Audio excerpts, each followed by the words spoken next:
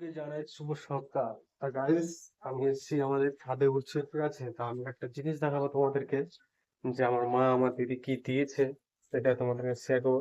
এরকম বাড়িতে কার কার হয়, তো সেটাই দেখাবো।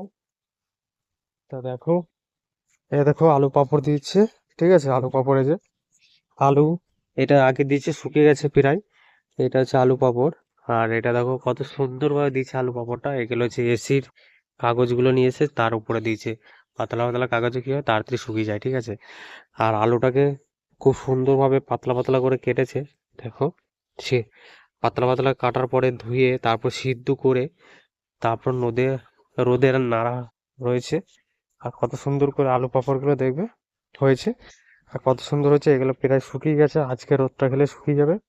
আর কিরকম হয় শুকানোর পরে সেটাও তোমাদের দেখাবো, এই ভিডিওতে না, পরের ভিডিওতে ভাজাও দেখাবো, ঠিক আছে?